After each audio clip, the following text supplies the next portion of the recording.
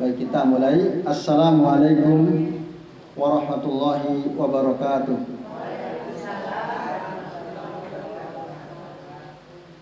Innal hamdalillah nahmaduhu wa nasta'inuhu wa nastaghfiruh wa na'udzu billahi min shururi anfusina wa min sayyiati a'malina.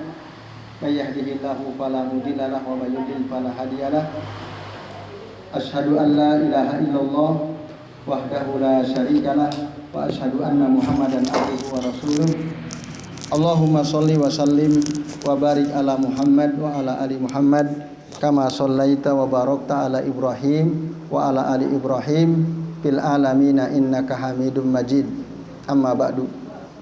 Bapak-bapak dan ibu-ibu serta jamaah sekalian, rahimani wa rahimakumullah. Ya, semoga kita semua yang hadir di majelis ini senantiasa dirahmati Allah Subhanahu wa taala. Amin ya Allah ya rabbal alamin. Baik Bapak Ibu dan jemaah sekalian, alhamdulillah pada kesempatan kali ini atas izin Allah kita bisa berjumpa kembali untuk melanjutkan ngaji kitab Al-Usul As-Salasa karya Syekh Muhammad bin Abdul Wahhab rahimahullah. Pada pertemuan yang lalu, bulan lalu Bapak Ibu, kita sudah sampai membahas di halaman 33 ya. 3 berapa Bu? 33 apa 35?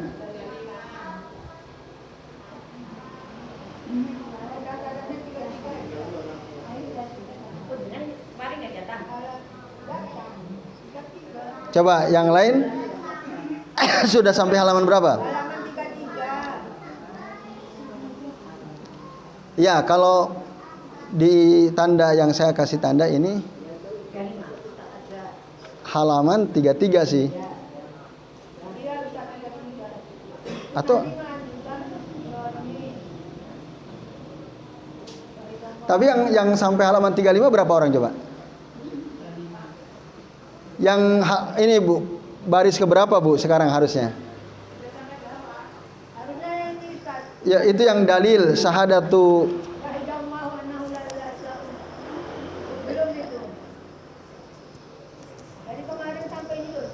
Iya. Sampai situ itu udah. Itu udah dibahas kan?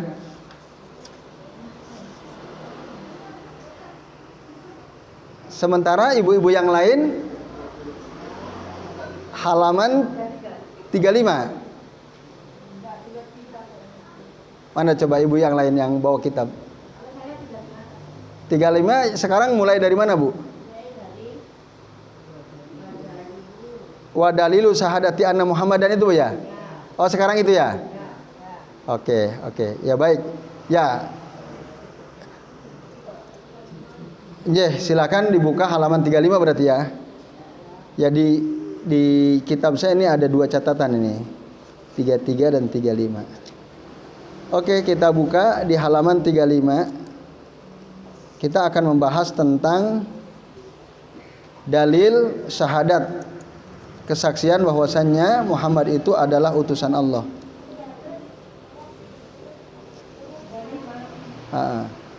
Ya silakan dibuka halaman 35.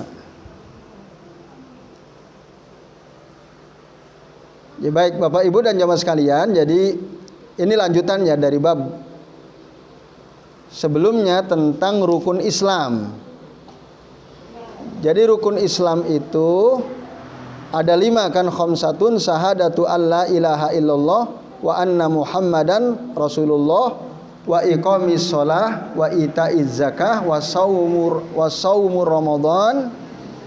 Ya, saya ulangi, syahadatu alla ilaha illallah wa anna Muhammadan Rasulullah wa iqamus shalah wa itauz zakah wa saumur Ramadan wa hajjul baitillahil haram wa hajju baitillahil haram. Nah, jadi rukun Islam itu ada 5. 1, 2 kalimat syahadat ya. Kesaksian bahwa tiada Tuhan yang berhak disembah kecuali Allah, dan kesaksian bahwasanya Muhammad itu adalah utusan Allah. Kemudian mendirikan sholat, menunaikan zakat, puasa Ramadan, dan haji ke Baitillah Al-Haram. Nah, lalu dalilnya kemarin kita baru membahas dalil-dalil yang menunjukkan tentang kesaksian, persaksian bahwasannya tidak ada Tuhan yang berhak disembah kecuali Allah. Nah, sekarang kita akan membahas dalil-dalil yang berkaitan dengan syahadatul Rasul. Kesaksian atau persaksian bahwasannya Nabi Muhammad itu adalah utusan Allah. Jadi silakan dibuka halaman 35. Ya, wadalilu itu. Lihat ya teks Arabnya ya. Wadalilu syahadati anna Muhammadan Rasulullah qauluhu ta'ala, dan dalil persaksian bahwasannya Muhammad itu adalah utusan Allah adalah firman Allah Ta'ala dalam surah At-Taubah ayat 128. Surah At-Taubah ayat 128. Allah Ta'ala berfirman, laqad ja'akum rasulun min anfusikum azizun alaihi ma anittum harisun alaikum bil mu'minin harisun alaikum bil mu'minina raufur rahim. At-Taubah ayat 128. Nah, yang artinya Bapak Ibu dan sekalian, adapun dalil tentang syahadat bahwasannya bahwa Muhammad itu adalah utusan Allah terdapat dalam surah At-Taubah ayat 128. Ayatnya tadi kami bacakan ya, yang artinya walaqad ja'akum, sungguh telah datang kepada kalian rasulun min anfusikum, seorang rasul dari kaum kalian sendiri ya, ajizun alaihi ma anittum, berat terasa atasnya atau olehnya penderitaan yang kalian alami, harisun alaikum bil mu'minin, dan dia sangat menginginkan keimanan dan keselamatan bagi kalian ya, orang-orang beriman ya, raufur rahim, dan dia itu Muhammad itu penyantun dan penyayang terhadap orang-orang yang beriman ya. Jadi ya ada beberapa sifat yang disebutkan dalam ayat ini. Satu, min anfusikum, rasul itu dari kaum kalian sendiri. Yang kedua, ajizun alaihi ma anittum, rasul merasa berat ya terhadap penderitaan yang kalian alami, kasihan rasul sama umatnya gitu. Yang ketiga, harisun alaikum, sangat menginginkan keimanan dan keselamatan bagi kalian, bil mu'minina raufur rahim, dan beliau sangat penyantun dan penyayang terhadap orang-orang beriman. Ada 4 sifat yang Allah jelaskan pada ayat 128 ya, sifat Rasul yang dimaksud. Nah, ini Bapak Ibu dan jemaah sekalian, a'azani Allah wa iyyakum ajmain. Nah,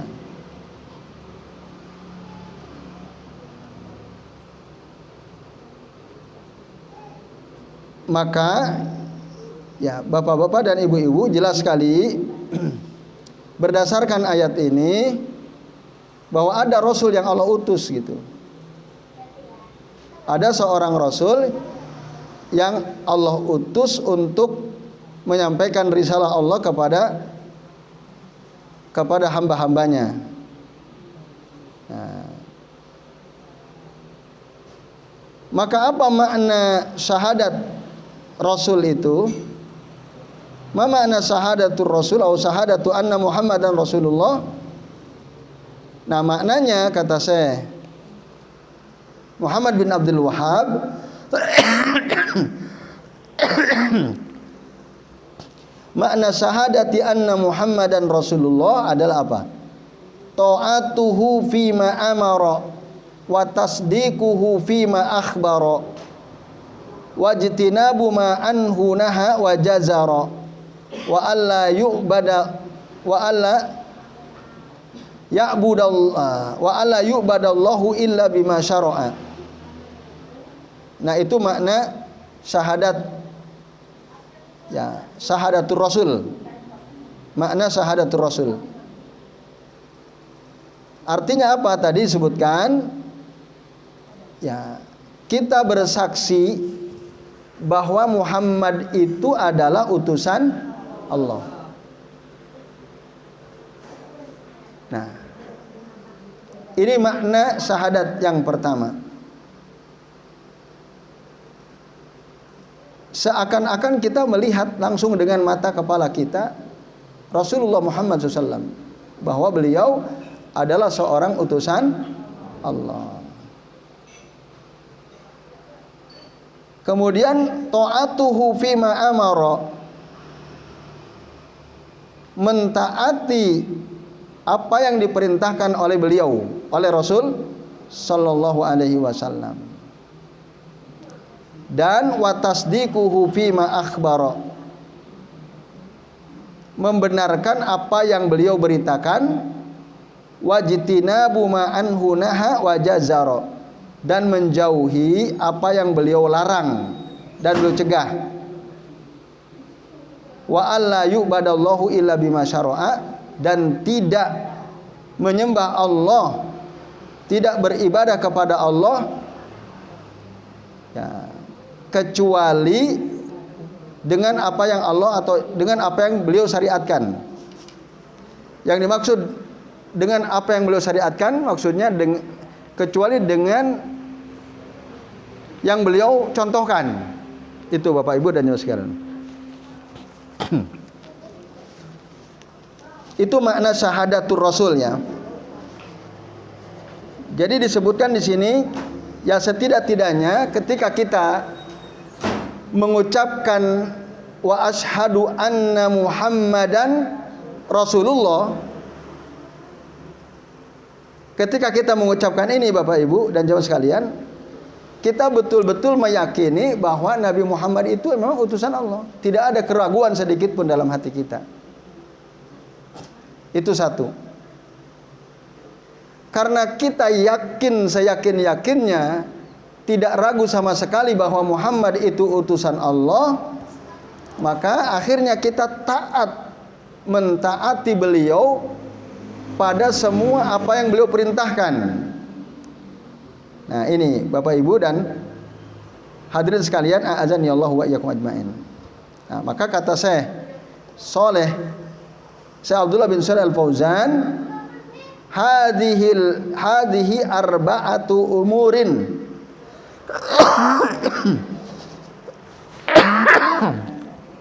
Ya, mohon maaf saya lagi batuk ya.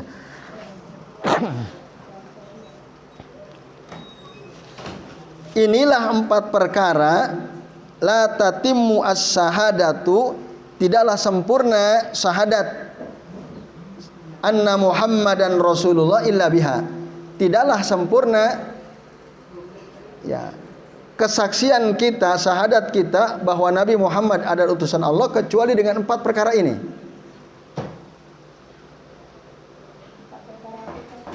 Nah, 4 perkara ini maksud satu apa tadi?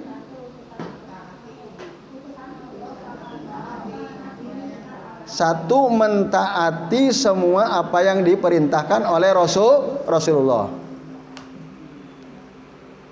Itu Rasul menyuruh kita puasa pada hari Asyura misalnya, kita puasa karena Rasul puasa di hari Asyura, wa amara bisiyamihi, dan Rasul menyuruh para sahabat untuk juga berpuasa di hari Asyura. Kita taati. Dan banyak perintah-perintah Nabi yang beliau sampaikan. Nah, maka seluruh apa yang diperintahkan oleh Nabi kita taati. Ini yang pertama. Nah, yang kedua, wa tasdiquhu fima akhbara, membenarkan semua apa yang diberitakan oleh Nabi. Nabi memberitakan bahwa beliau pernah Isra Mi'raj dari Masjidil Haram ke Masjidil Aqsa, lalu naik ke Sidratul Muntaha dalam satu malam. Percaya apa tidak? Nah, meskipun kita tidak menyaksikan, meskipun mungkin menurut akal kita tidak mungkin, karena perjalanan ke Sidratul Muntaha itu sangat jauh. Bahkan jarak antara bumi dan langit saja masiratu khamsimi'ati sana. Sejauh perjalanan 500 sana, 500 tahun. Jarak antara bumi ke langit dunia 500 tahun. Nah, nggak akan nyampe umur kita. Terus jarak min sama'id dunya ila as-sama fit tabaqati saniyah, dari langit dunia yang kelihatan ke langit lapis kedua itu juga khamsu mi'ati sana, 500 tahun jaraknya. Dan tebalnya satu langit juga khamsu mi'ati sana, masiratu khamsu mi'ati sana. Itu surganya terletak di mana? Surganya di atas langit ketujuh. Di atas langit ketujuh, di bawah arsy Allah Subhanahu wa ta'ala. Coba hitung, Bu. Iya. Mi'raj, waktu Mi'raj ke langit itu berarti menempuh berapa coba? Kan 500 kok kali 7 lebih. Kan satu lapis langit 500. Kan jarak antara satu langit dengan langit berikutnya 500 juga. Kan ada jarak, Bu. Berapa coba? 14 dong jadinya. Kan dari dunia, dari bumi ke langit dunia itu 1. Ini 500. Kan satu lapis langit itu tebalnya masiratu khamsimi'ati sana. Berarti kalau sampai di atas langit ketujuh, kira-kira 500 kali 14. Ya atau tidak? Ya enggak? 14, Bu.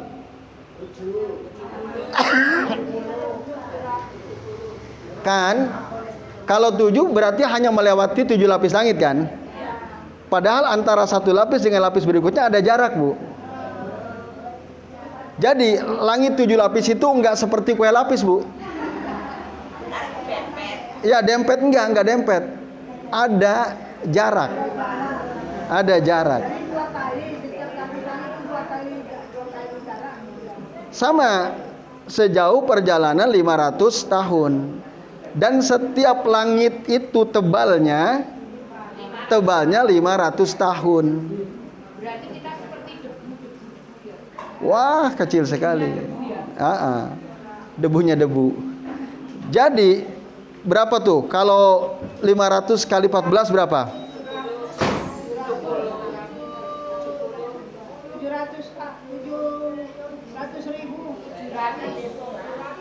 700.000 tahun perjalanan. Tapi hanya ditempuh oleh Nabi dalam satu Kok iso kan? Nah, iya.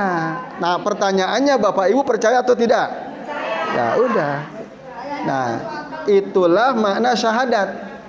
Pokoknya apa saja yang diceritakan oleh Nabi kita percaya, walaupun tidak masuk akal. Makanya dulu waktu beliau cerita, banyak orang nggak percaya. Yang percaya hanya Abu Bakar.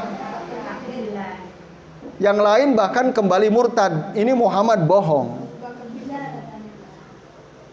Nah, makanya Bapak Ibu, Abu Bakar itu oleh Nabi dilakobi, diberi gelar apa? As-Siddiq. Asal usulnya begitu. Karena beliaulah orang yang pertama kali mengatakan saya percaya kepada apa yang disampaikan oleh Rasulullah Shallallahu Alaihi Wasallam. Disebutlah As-Siddiq. Nah, orang yang percaya. Itu yang kedua. Yang ketiga, wajtinabu ma'anhu naha wa jazara. Menjauhi semua apa yang dilarang oleh Nabi. Itu Bapak Ibu dan jamaah sekalian, a'azani Allahu wa iyyakum ajmain. Apa yang dilarang oleh Nabi? Banyak. Ada larangan dalam ibadah, ada larangan dalam muamalah, ada larangan dalam akhlak, ada larangan dalam suluk. Contoh larangan Nabi. Atau juga ada larangan dalam bentuk ucapan, ada larangan dalam bentuk perbuatan.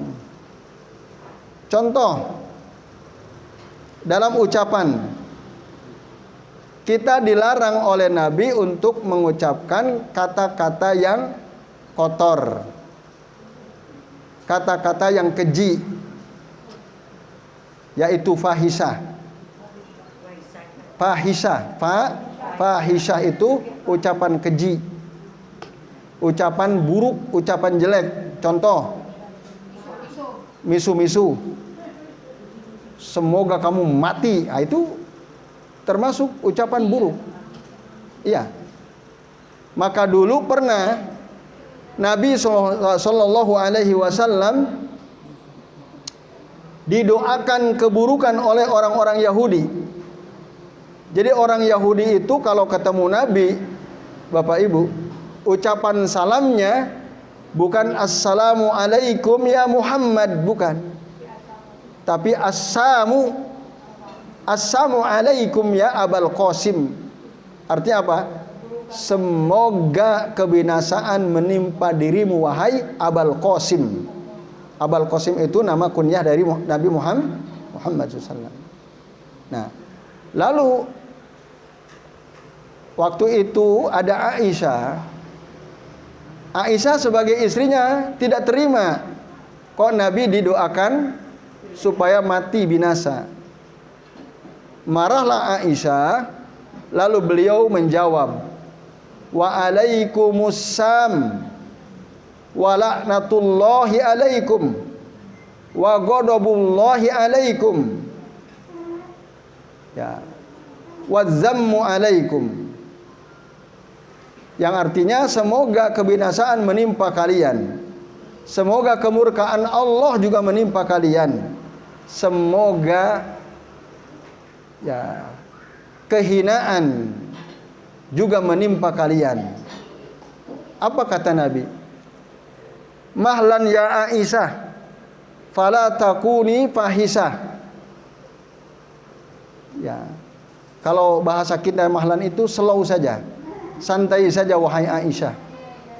Ya.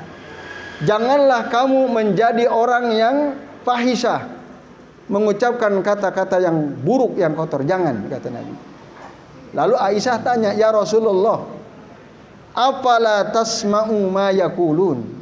Apakah engkau tidak mendengar apa yang diucapkan oleh mereka orang-orang Yahudi itu? Atau afala tasma'u bima qalu? Kata Nabi, afala tasma'i bima aqul? Apakah engkau tidak mendengar apa yang aku ucapkan? Rasul ketika mendapat ucapan jelek dari orang-orang Yahudi, assamu alaika ya Abul Qasim, beliau hanya jawab apa? Wa alaikum to. Bahkan kata samnya nggak diulangi oleh Nabi SAW. Rasul nggak mau ngulangi kata-kata buruk itu, karena itu keburukan. Cukup wa alaikum, selesai. Nah, itu kata Aisyah, kata Rasul sallallahu alaihi wasallam kepada Aisyah radhiyallahu anha.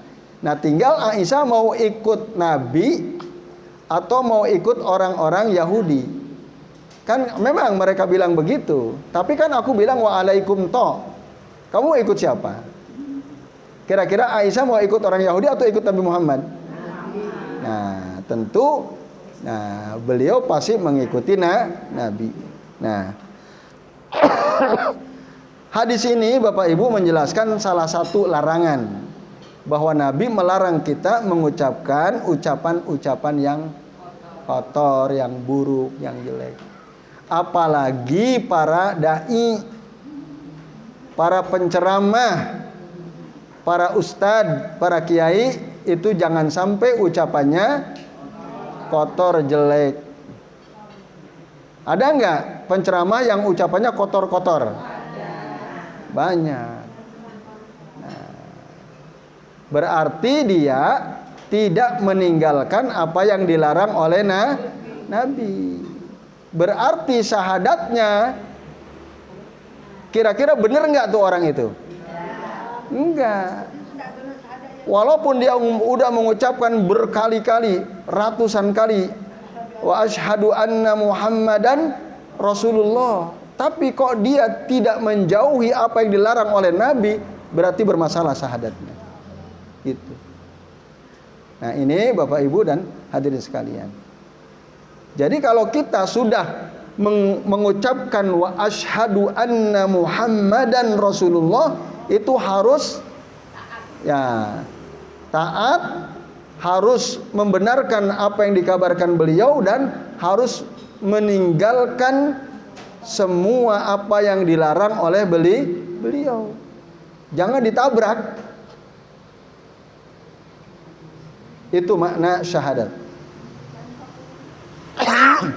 Lalu yang keempat, wala yu'badallahu illa bima syara'a.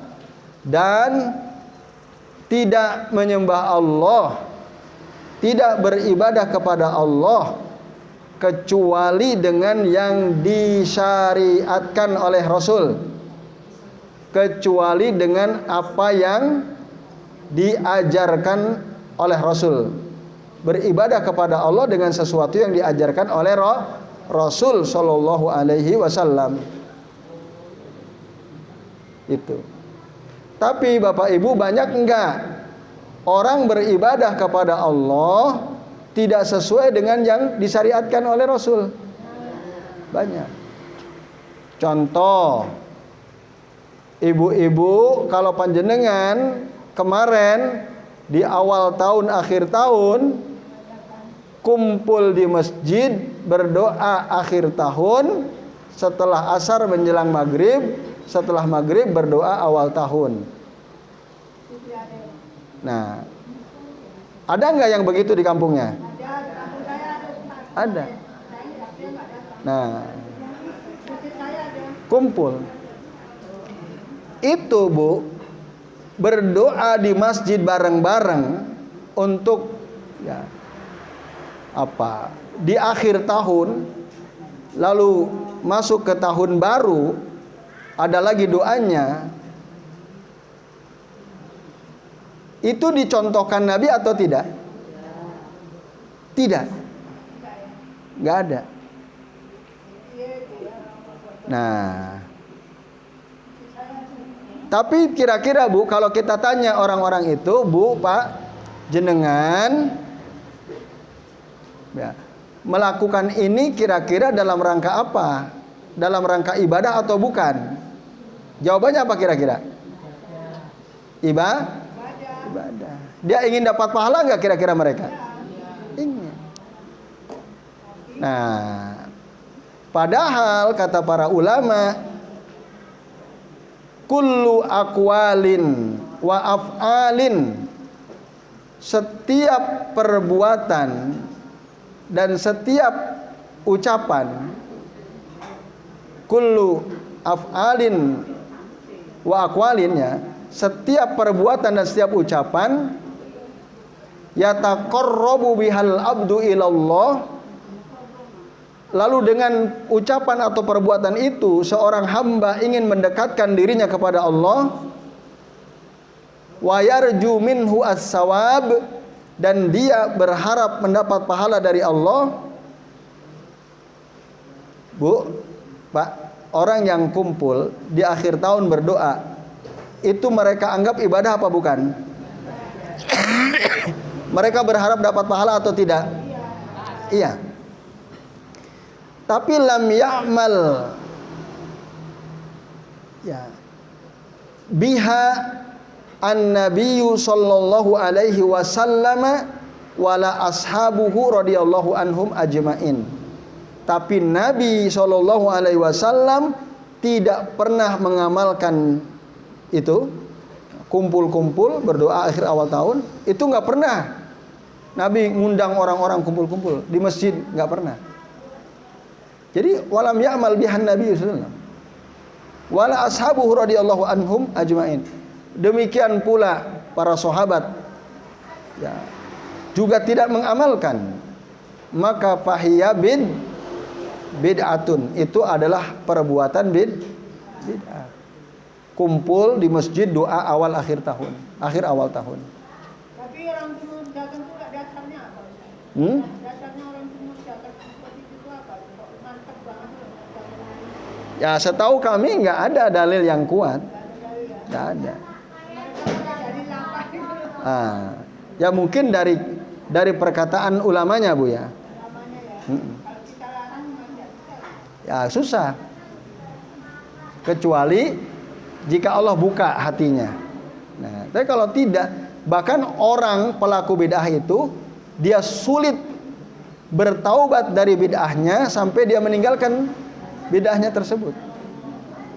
Kalau dia tidak meninggalkan, susah dia bertaubat. Dia akan merasa selalu benar.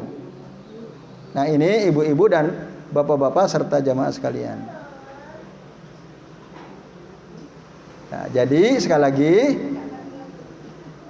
ya, orang yang bersyahadat bahwasanya Nabi Muhammad adalah utusan Allah, syarat yang keempatnya tidak beribadah kepada Allah, tidak menyembah Allah kecuali sesuai dengan yang disyariatkan oleh Rasulullah sallallahu alaihi wasallam. Nah, ini termasuk memperingati, katanya bulan Muharram itu hari lebaran anak yatim. Lalu ibu-ibu memberikan santunan kepada anak yatim bulan Muharram. Itu ada dasarnya enggak? Enggak ada. Nah, jadi jangan mengkhususkan memberikan santunan kepada anak yatim. Ya. Termasuk itu. Nah, jadi banyak contoh. Mereka menyembah Allah tapi tidak dicontohkan oleh Nabi Sallallahu Alaihi Wasallam. Nah, jadi enggak usah. Termasuk memperingati hari Tahun Baru Islam, ya kan? Nah, ada acara menyambut Tahun Baru Islam. 1 Muharram 1447. Nah, ada acara khusus, ada rebana, ada vokalis dan seterusnya. Saya nanti malam ya Ustaz. Ya, itu. Gak usah datang. Nah, itu namanya dia menyembah Allah, beribadah kepada Allah, tapi tidak berdasarkan syariat Allah dan Rasulnya. Ya ini pakai hadroh, alat musik, sholawatan dan seterusnya.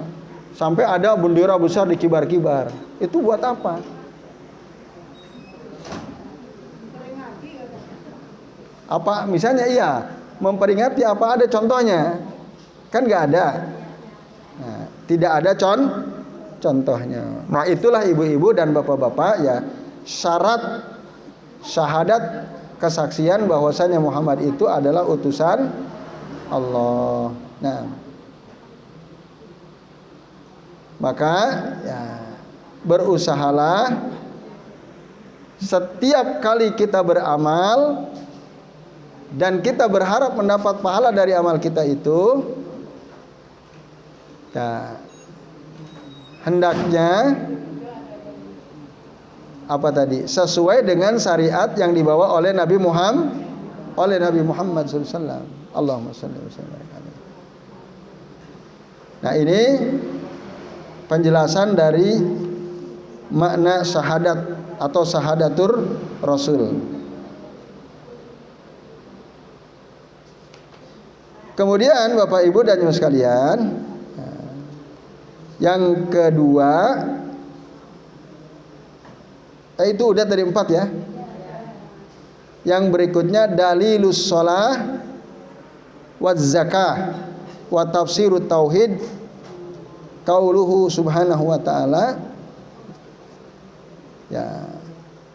Dari surah Al-Bayyinah ayat 5. Allah Ta'ala berfirman, "Wa ma umiru illa liya'budullaha mukhlishina lahuddin hunafa'a wa yuqimus shalah wa yu'tuz zakah wa dzalika dinul qayyimah." Nah, yang artinya tidaklah kalian itu disuruh kecuali hanya untuk menyembah Allah saja.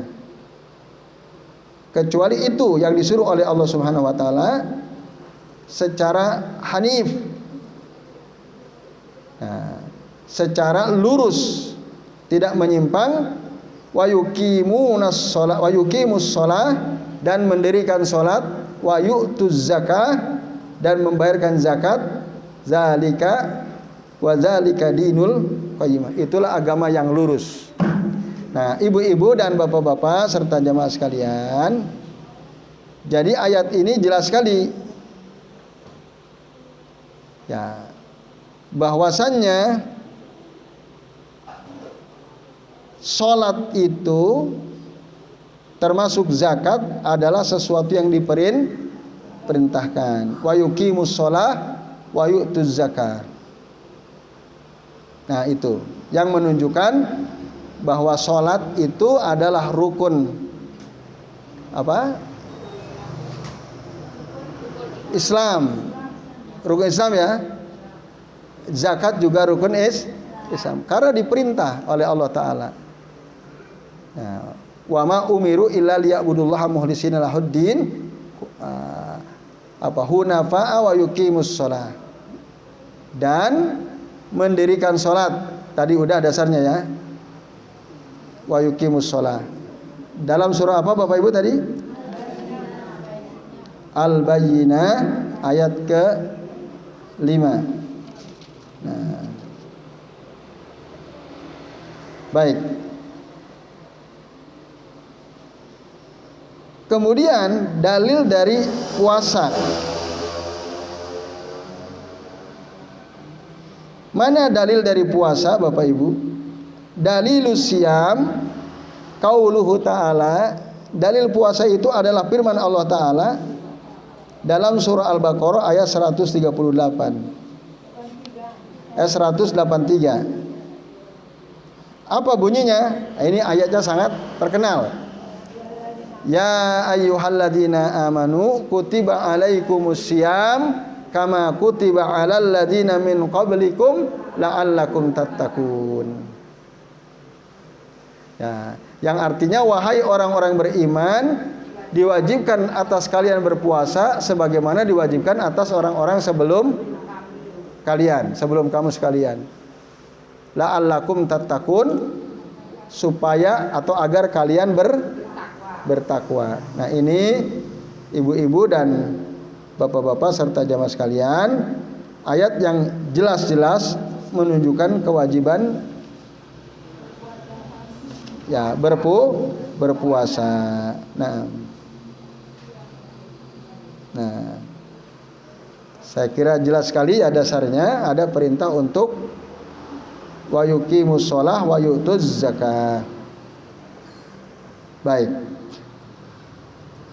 Dalil tentang puasa. Tetapi di zaman sekarang Bapak Ibu, adakah orang yang puasa di bulan Ramadan sebulan full selain umat Islam? Enggak ada. Padahal dulu mereka juga disuruh puasa sebulan penuh.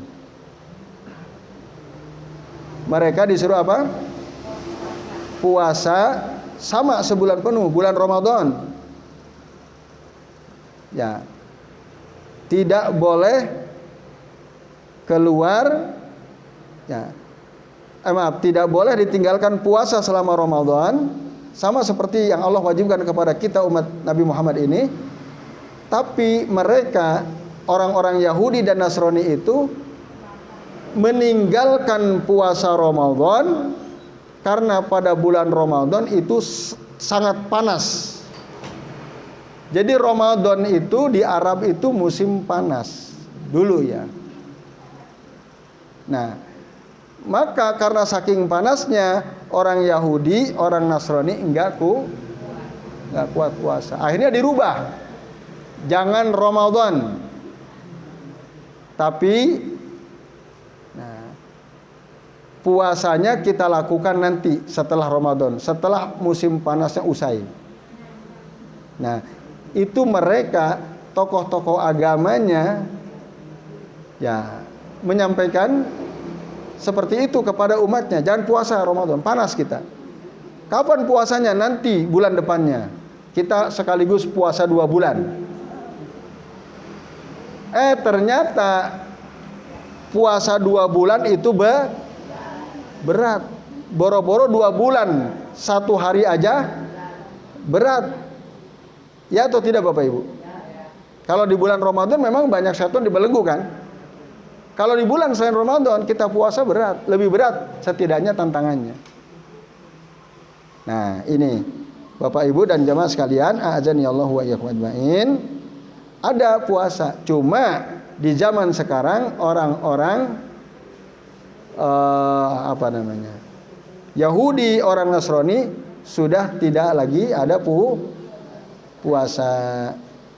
Hanya kita yang alhamdulillah sampai hari ini selalu berusaha untuk puasa Ramadan. Nah, itu. Lalu yang berikutnya, yang kelima ya berarti. Yang kelima adalah dalil tentang haji. Dalilul haji. Ya. Mana dalil tentang haji Bapak Ibu? Disebutkan dalam surah Ali Imran ayat 97.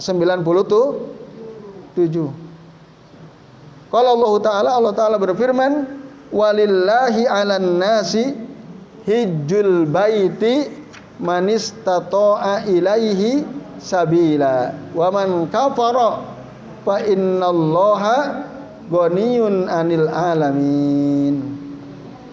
Nah,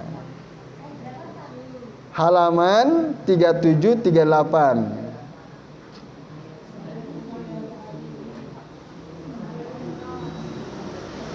Udah ketemu? Nah, di situ jelas walillahi 'alan nasi hijjul baiti man istata'a ilaihi sabila. Yang artinya, dan di antara kewajiban manusia terhadap Allah adalah melaksanakan ibadah haji. Ya. Bagi orang-orang yang mampu tentu saja, ya, man istata'a, bagi orang-orang yang mampu, ilaihi sabila. Siapa saja yang ingin mengadakan perjalanan ke Makkah tadi. Nah, orang-orang yang mampu mengadakan perjalanan ke Makkah, itu maka mereka hukumnya mereka hukumnya wajib tadi ya. Yang mampu. Nah, itu dalil dari haji, adanya kewajiban haji Bapak Ibu dan sekalian. Nah, lalu ditutup ayat ini dengan menyebut 2 sifat Allah Subhanahu wa taala. Apa 2 sifat yang Allah maksud? Nah, yaitu 2 sifat ya. Maaf. 2 apa di situ?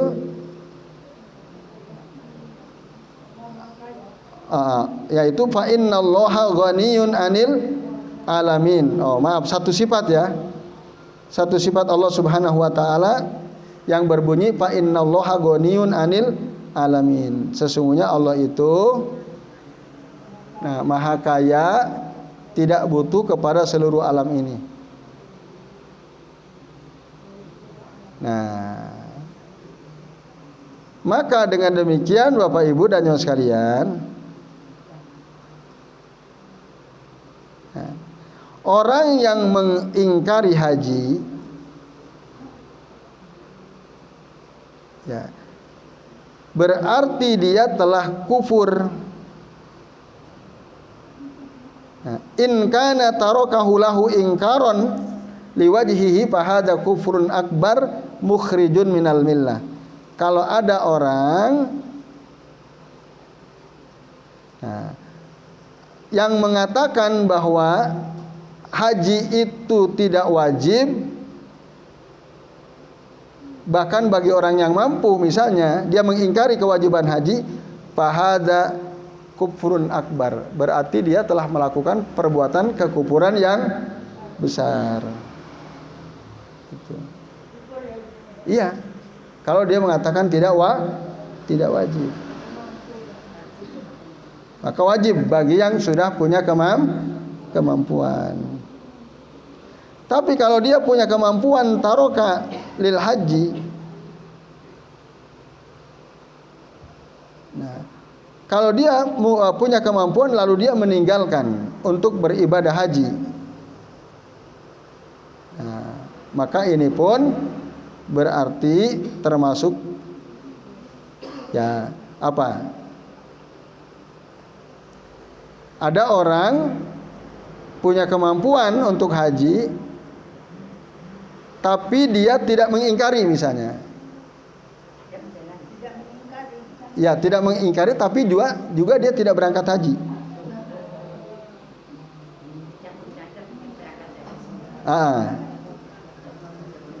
Kira-kira gimana tuh? Ada uang tapi tidak berangkat haji. Tapi dia tidak mengingkari kewajiban haji. Dosa nggak orang seperti itu? Nah, maka dia berdosa karena sudah punya kemampuan tapi tetap mengingkari. Ya. Ada yang takut karena dosanya ditunjukkan di sana. Harusnya tidak perlu gitu. Kalau ada uang berangkat, berarti dia, kecuali sakit kan berarti tidak mampu, ya kan? Nah, atau tidak memenuhi syarat kesehatan, nggak berangkat, itu nggak ada masalah. Walaupun ternyata hasil daripada pemeriksaan dari pemerintah Saudi, ternyata haji orang Indonesia itu banyak masalah. Nah, tapi ada RT risiko tinggi ada. Apa? Risiko tinggi ada seperti jantung, apa sakit tetap bisa. Perlakuannya khusus. Nah, ada yang tidak bisa ditolerir kan? Akhirnya kematian terbanyak jamaah haji dari seluruh dunia, ternyata yang banyak itu dari Indonesia. Bahkan sampai berapa persen katanya? Dari seluruh penduduk dunia loh Bapak Ibu, 50%-nya itu adalah jamaah haji Indonesia. Nah itu mungkin karena dipaksakan, udah sepuh, enggak kuat, tetap berangkatkan. Ya kalau sakit kan berarti isi toahnya sudah tidak ada, dia tidak wajib berangkat, bisa badal kan, alternatif pilih. Diwakilkan nggak bisa? Boleh dibadal, diwakilkan boleh. Nah akhirnya jadi korban. Mungkin alhamdulillah kan saya mati di sana, gitu. Karena saya ingin mati di mana coba? Yang kematian terbaik itu di mana Bapak Ibu? Ada nggak dalilnya bahwa kematian terbaik di Mekah? Nggak ada. Nggak ada. Yang ada itu adalah kematian di Madinah. Nah, kalau di Madinah, ya ada hadisnya. Jadi barang siapa orang yang tinggal di Madinah, sabar atas kesulitan-kesulitan yang dia hadapi di Madinah, sampai kemudian dia wafat di sana, maka aku akan telah halal baginya syafaat dariku dan aku akan menjadi saksi kebaikan atas dirinya. Itu kalau wafatnya di Madinah. Itu hadis Nabi SAW. Nah, ini Bapak Ibu dan sekalian, yang disebut di dalam hadis itu Madinah. Ya, saya ulangi ya. Sebentar, saya carikan hadisnya. Ala la'waiha.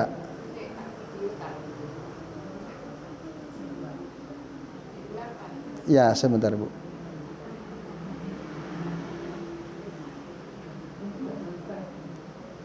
Nah, ini ya. Saya bacakan hadisnya nih. Man sabara, ya qala Nabi sallallahu alaihi wasallam, atau dalam hadis riwayat Imam Muslim dari Abu Sa'id Al-Khudri radhiyallahu anhu. Beliau mengatakan, "Inni sami'tu Rasulullah sallallahu alaihi wasallam, sungguh aku mendengar Rasulullah sallallahu alaihi wasallam yaqul." Beliau bersabda, la yasbiru ahadun ala la'waiha au ala la'wail madinati fayamuta illa kuntu lahu safian au syahidan yaumal qiyamati idza kana musliman.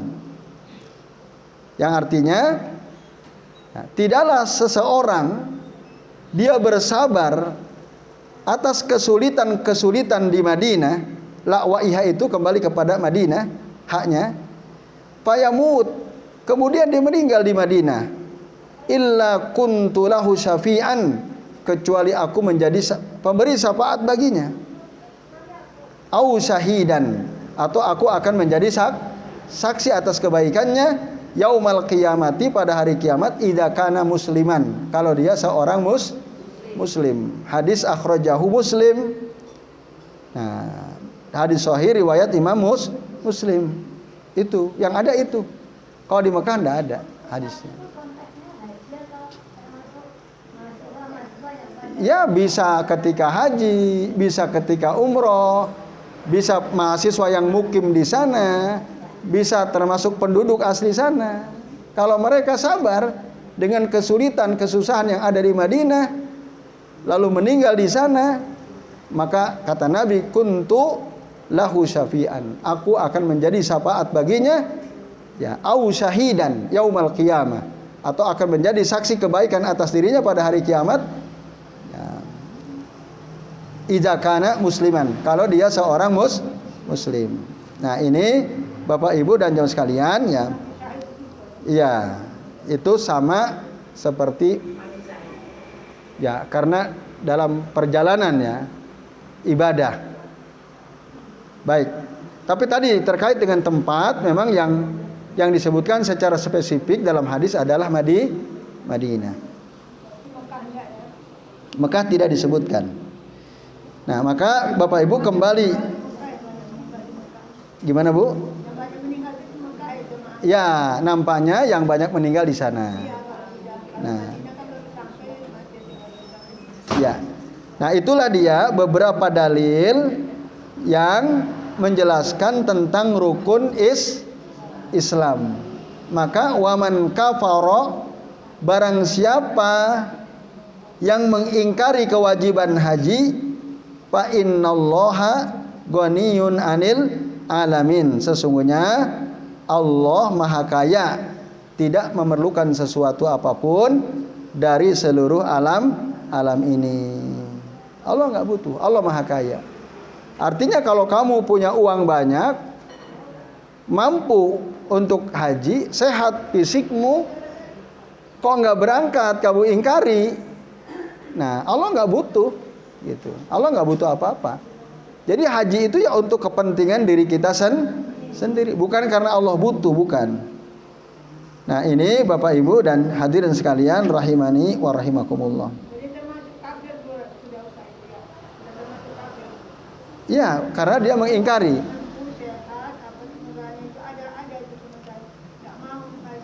Nah, kalau tapi dia mengingkari kewajiban haji atau tidak? Nah, kalau dia tidak mengingkari, maka dia berdosa ya. Kalau tidak mengingkari, cuma dia nggak mau berangkat, dia berdosa. Wa huwa athimun ya, dia berdosa tapi tidak kufur karena dia tetap meyakini haji itu wajib. Ya.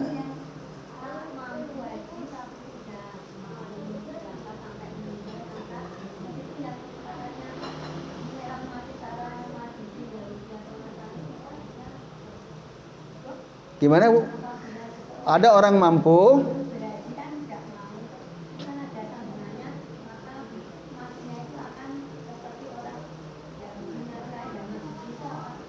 Oh, hadisnya sahih atau tidak ya? Ya, matinya seperti orang Yahudi, orang Nasrani, orang Majusi. Wallahu a'lam Bu, saya nggak tahu itu hadisnya sahih atau tidak. Ya. Nah, kalau di kitab ini Syekh Abdullah bin Shalih Al-Fauzan mengatakan, "Faman tarakal hajja mimman yajibu alaihi kufrun," katanya. Barang siapa yang meninggalkan haji bagi orang yang wajib melakukannya, maka dia kafir. Lakin tetapi in kana tarkuhu lahu ingkaron liwujubihi. Tapi yang dimaksud dia meninggalkan haji, sudah mampu kok dia tinggalkan haji, kufur jika dia mengingkari kewajiban haji. Nah, ini yang kufur, yang menjadi kafir ini. Enggak, haji enggak wajib. Dia enggak mau berangkat haji karena dia bilang enggak, karena haji tidak wajib. Namanya ini ingkaron liwujubihi. Dia mengingkari kewajiban haji. Fahada kufrun akbar mukhrijun minal millah. Ini kekufuran besar dan telah mengeluarkan dia dari agama ini, dari Islam. Nah, atau saya tuntaskan dulu. Wa in kana tarkuhu lil haji ghairu munkarin liwujubihi, tapi jika dia meninggalkan hajinya bukan karena mengingkari kewajiban haji, bukan. Tapi karena malas saja. Dia meyakini haji itu wajib, tapi dia tidak mau melakukannya. Faqad nassal ulama'u ala anna hadza kufrun asghar la yukhriju anil millah. Para ulama mengatakan ini perbuatan kufur kecil yang tidak menyebabkan pelakunya keluar dari Islam. Tetap dia seorang muslim, tapi dia melakukan tindakan kekufuran kecil. Nah, wa itlaqu kalimati kufur ala ba'dil a'mal allati la tukhriju minal millati waridun fi lisani syar'i. Ya. Memaknai kata kufur atas sebagian amalan yang tidak mengeluarkan seseorang dari Islam itu muncul dalam pernyataan dalil syara' ya. Di antaranya misalnya dalam hadis Nabi dari Abu Hurairah radhiyallahu anhu, qala anna an-nabiy sallallahu alaihi wasallam qala, bahwasanya Nabi sallallahu alaihi wasallam bersabda, isnani fin nasi huma bihim kufrun, kata Nabi. Ada dua golongan manusia, mereka itu ada kekufuran padanya. Ya. Huma bihim kufrun. Ya, kedua sifat ini kalau ada pada diri manusia maka dia telah kufur, ya. Ya, isnani fin nasi huma bihim kufrun. Yang pertama apa? At-ta'nu fin nasab. At-ta'nu fin nasab itu mencela nasab. Mencela nasab. Nah, ini orang yang suka mencela nasab seseorang, dia telah kufur, tapi kufurun asghar, kekufuran kecil yang tidak mengeluarkan pelakunya dari Islam. Nasab juga di keturunan ya? Iya, keturunan nasabnya. Ya. Mencela keturunan orang itu. Iya, misalnya si fulan, wah ini dasar keturunan. Dicela lah nasabnya. Itu nggak boleh. Mencela nasab seseorang. Maka nggak boleh. Ini kebiasaan orang jahiliyah. Yang kedua apa? Wan niyahatu 'alal mayyiti, meratapi orang yang mati. Nah, ini adalah perbuatan orang-orang jahiliyah yang termasuk dalam kategori min a'mali al-kufr, dari perbuatan yang menyebabkan dia terjerumus kepada kekufuran, tapi kufur asghar, kufur kecil yang tidak menyebabkan pelakunya keluar dari Islam. Ya, cuma dia berdosa. Yaitu Bapak Ibu dan jamaah sekalian, a'azani Allah wa iyyakum ajmain, penjelasan tentang tadi orang yang tidak mau berangkat haji. Jadi baik, silakan Bu. Monggo kalau mau bertanya. Ya, jenengan dulu silakan.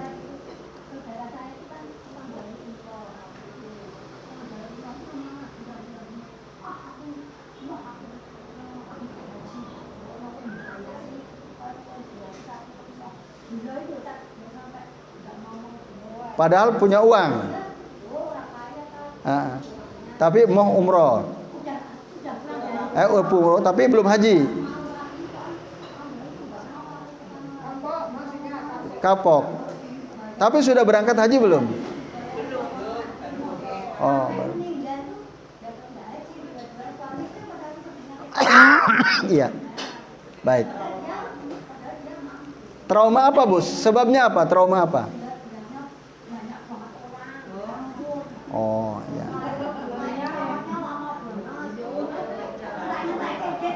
Nah, ya, oke. Tapi kalau ibu tanya, menurutmu haji wajib atau tidak? Kira-kira jawabannya apa kira-kira? Oh, nggak tanya. Ya, tergantung tadi. Jawabannya tergantung. Ketika dia ngomong seperti itu, dia masih meyakini haji itu wajib atau dia sudah mengingkari. Kalau dia sudah mengingkari kewajiban haji, maka apa resikonya? Kafir, keluar dari Islam. Kalau dia mengingkari, keluar dari Islam. Nah, kalau dia mengatakan haji tidak wajib, berarti kafar. Kok di kafar? Jadi itu, wallahu a'lam bishawab. Monggo Bu Rida. Ya.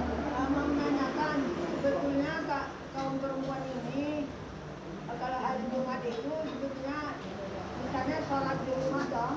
Ya. Itu sholatnya sholat atau sholat Jumat? Karena ada yang mengatakan kita sholat Jumat di rumah. Kalau di rumah sendiri kita mengajarkan sholat Jumat 2 rakaat saja, tidak sholat zuhur. Tapi kalau misalnya memang ikut Jumatan ke masjid, itu orang perempuan juga boleh dibiarkan. Tapi kalau yang katanya kan kalau di rumah kita tidak ke masjid itu loh. Iya. Sebenarnya kita sholat zuhur atau sholat Jumat? Ya, baik, terima kasih Bu Arnida. Kalau perempuan tidak wajib sholat Jumat, artinya boleh sholat di rumah. Nah, kalau sholatnya di rumah, maka sholatnya sholat zuhur, bukan sholat Jumat. Artinya berarti sholatnya tetap 4 rakaat gitu, bukan 2 rakaat, karena dia tidak hadir ke masjid. Karena syarat sholat Jumat itu harus ada khutbah Jumatnya, dan wajib mendengarkan khutbah Jumat, kecuali ada uzur telat, pas nyampe khutbah udah selesai, itu lain. Tapi dalam keadaan normal, setiap orang mukmin pada hari Jumat wajib hukumnya, yang laki-laki ya, datang ke masjid sholat Jumat berjamaah mendengarkan khutbah. Kalau tidak karena ada uzur safar atau sakit misalnya, atau perempuan karena tidak wajib, maka berarti namanya sholat zuhur di rumahnya. Jadi bukan Jumat. Bukan. Ada yang kayak waktu itu saya mengatakan apa? Sholatnya kita tetap sholat Jumat walaupun perempuan apa hari Jumat itu tetap sholat Jumat di rumah. Berapa rakaat? 2 rakaat. Nah, ya itu wallahu alam dia punya dalil apa? Ya. Tidak ada dalil yang kami ketahui ya, bahwa kalau perempuan sholat di rumah tetap sholatnya 2 rakaat. Enggak, tidak ada dalil yang menjelaskan kalau hari Jumat perempuan sholat di rumah sholatnya 2 rakaat. Nggak ada dalil. Artinya berarti dia harus sholat 4 rakaat. Dan namanya bukan sholat Jumat, namanya sholat zuhur di hari Jumat. Kalau laki-laki, kalau ada uzur, tapi dia saatnya di rumah, uzur ke masjid gitu loh. Sakit Nah, sakit. atau safar. Ya sama. Namanya sholat zuhur. Jadi tidak Jumatan dia. Tidak. Nah, Laki-laki ya Ustaz. iya, laki-laki, perempuan kalau tidak di masjid berarti sholatnya sholat zuhur. Nah, gimana? Ya sebentar, Bu ya, satu-satu ya. Dan saya berharap kalau sudah nanya, udah gantian yang lain ya. Tapi Bu Pratiwi silakan. Jadi sekarang ini kan mau naik gaji itu sampai puluhan tahun Ustaz. Ya. Terus ada orang yang berpendirian begini. Udahlah kita umroh aja, nggak usah haji. Kan juga haji itu kan sudah umroh kan juga sudah nggak wajib. Ada pemikiran seperti itu. Tapi kalau pendirian saya lebih baik kita itu daftar haji, entah berangkatnya kapan, sudah ada niat, daripada kita umroh tapi malah nggak haji. Gitu. Jadi kan kebanyakan itu terus keliru persepsi gitu. Mana yang baiknya? Karena terlalu lama. Saya umroh aja nggak usah haji. Itu bagaimana? Ya, baik. Pandangan seperti itu tentu saja keliru. Ya, karena apa? Haji itu wajib. Walillahi 'alan nasi tadi kan hijjul baiti man istata'a ilaihi sabila wa man kafara fa innallaha ghaniyun 'anil alamin. Nah, dan di antara kewajiban manusia terhadap Allah adalah melaksanakan ibadah haji ke Baitullah bagi orang-orang yang mampu mengadakan perjalanan ke sana. Wajib jelas. Haji kok enggak wajib? Mana dasarnya? Bertentangan dengan ayat ini. Dengan ayat 97 dari surah Ali Imran. Nah, sementara umroh itu sunnah. Gitu. Umroh itu menurut jumhur mayoritas ulama, umroh itu sunnah. Tapi kalau kita haji sebaiknya juga usahakan umroh. Kan biasa orang Indonesia hajinya haji tamattu, umroh dulu baru kemudian haji. Pasti gitu. Orang yang haji pasti umroh. Tapi orang yang umroh belum tentu haji.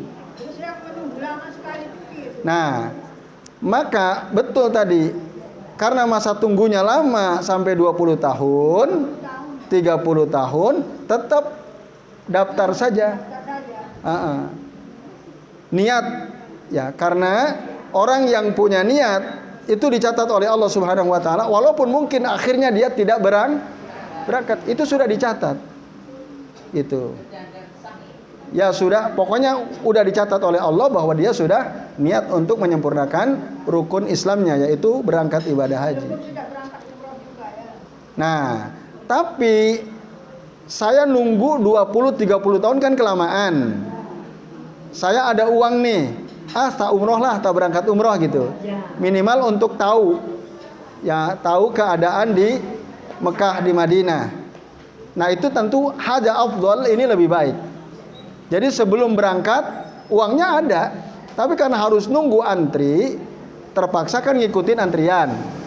Tapi uang punya, udah berangkat umroh saja dulu. Nah, berangkat umroh supaya tahu situasi di Makkah, di Madinah, dan itu juga adalah ibadah. Karena dalam Al-Qur'an Allah mengatakan wa atimmul hajja wal umrata lillah. Sempurnakanlah haji dan umroh hanya untuk Allah. Ya itu Bu. Kalau dia udah haji nggak penting, nah itu tentu keliru. Karena kan saya juga pernah mendengarkan gitu. Terus kita ini baru daftar haji, itu baru keluar dari rumah. Kalau yang kita sudah mau ke Pak daftar haji, itu sama Allah, seandainya saya meninggal belum berangkat, ya. Itu sama Allah catat kita ini naik haji kan, itu juga ada dalilnya juga. Iya. Ya. Jadi Bapak Ibu dan jamaah sekalian, a'azanillahu wa iyyakum ajmain, orang yang niat beribadah tapi nggak jadi karena suatu uzur, ada halangan, maka dia tetap dicatat oleh Allah ya telah atau mendapatkan pahala seperti orang yang betul-betul berangkat. Dalilnya ini, Bu. Nah, saya sampaikan ya.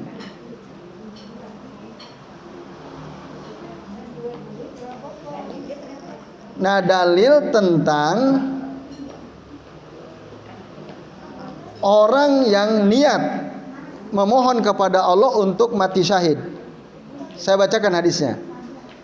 An Sahal bin Hunayf radhiyallahu anhu qala an-nabiy sallallahu alaihi wasallam man sa'ala Allah asy-syahadata bisidqin ballaghahu Allahu manazilas syuhada wa in mata ala firasihi.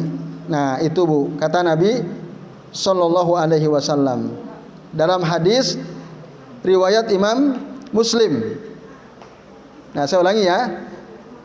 Dari Sahal bin Hunayf qala Nabi sallallahu alaihi wasallam man sa'ala Allah asy-syahadata, barang siapa yang memohon kepada Allah untuk mati syahid bisidqin, dengan jujur, benar gitu. Benar dia minta sama Allah ingin mati syahid, ballaghahu Allahu manazila syuhada, maka Allah akan hantarkan dia ke kedudukan para syuhada. Allah akan hantarkan dia kepada kedudukan para syuhada. Wa in mata ala firashihi, walaupun dia mati di atas kasurnya sendiri. Belum berangkat, tapi dia niat benar, jujur niatnya dalam hati ingin mati syahid, ya Rabb, Allah akan sampaikan kepada derajat para syuhada. Walaupun akhirnya dia meninggal hanya di atas kasurnya sendiri. Hadis akhrajahu Muslim. Kalau itu kan berarti begini ya Ustaz, kan harus di mindsetnya harus dirubah. Berarti kita lebih baik itu kita daftar haji meskipun berapa puluh tahun daripada kita umroh tapi besok gak haji. Ya, betul. Mindsetnya begitu. Niat haji, ada uang, daftar haji. Walaupun nunggu sampai 20-30 tahun, gak apa-apa. Nah, nanti di tengah masa nunggu itu ada rezeki, kita berangkat umroh, gak ada masalah. Tapi niat hajinya harus terus dikuatin gitu ya. Jadi itu wallahu a'lam bishawab. Jadi baik ibu-ibu dan bapak-bapak serta jamaah sekalian, cukup ya. Ini doanya seperti doa Umar ibn Khattab radhiyallahu anhu. Beliau meminta dalam doanya kepada Allah supaya meninggal dalam keadaan syahid. Doanya gimana tadi? Allahumma rzuqna asy-syahadata fi sabilik au fi sabilillah. Ya Allah, berikanlah rezeki kepada kami mati syahid di jalan Allah. Yaitu Bapak Ibu dan jamaah sekalian rahimani wa rahimakumullah. Cukup? Nah, baik. Mari ya kita cukupkan kajian kita pada siang ini ya, sampai di sini. Insya Allah nanti kita lanjut lagi di bulan yang akan datang. Ya, kita akhiri dengan doa yang biasa dibaca oleh Nabi SAW. Ya. Sampai haji tadi Ya, ya. sampai haji. Berarti sampai halaman berapa tadi, Bu? 38. Ya, paragraf pertama. Baik, a'udzubillahi minasyaitonirrajim. Bismillahirrahmanirrahim. Alhamdulillahirabbil alamin. Hamdan syakirin, hamdan naimin, hamdan yuwafi ni'amahu wa yukafi'u mazidah. Ya Rabbana lakal hamdu kama yanbaghi li jalali wajhikal karim wa azimi sultanik. Allahumma salli wa sallim wa barik ala Muhammad wa ala ali Muhammad kama sallaita wa barakta ala Ibrahim wa ala ali Ibrahim fil alamin innaka Hamidum Majid. Allahumma qsim lana min khasyatika ma tahulu bainana wa baina ma'asik wa min ta'atika ma tuballighuna bihi jannatak wa minal yaqini ma yuhawwinu bihi alaina masaibud dunya. Allahumma matti'na bi asma'ina wa absarina wa quwwatina ma ahyaitana waj'alhu alwarisa minna waj'al sa'rana ala man zalamana wansurna ala man adana. Allahumma la taj'al musibatana fi dinina wa la taj'alid dunya akbar hammina wa la mablagha ilmina wa la tusallit alaina man la yarhamuna. Subhanakallahumma rabbana wa bihamdika asyhadu an la ilaha illa anta astaghfiruka wa atubu ilaik. Wa sallallahu ala Muhammadin wa ala alihi wa sahbihi wa baraka wa sallama alaihim ajmain. Billahi taufiq wal hidayah. Wassalamu alaikum warahmatullahi wabarakatuh.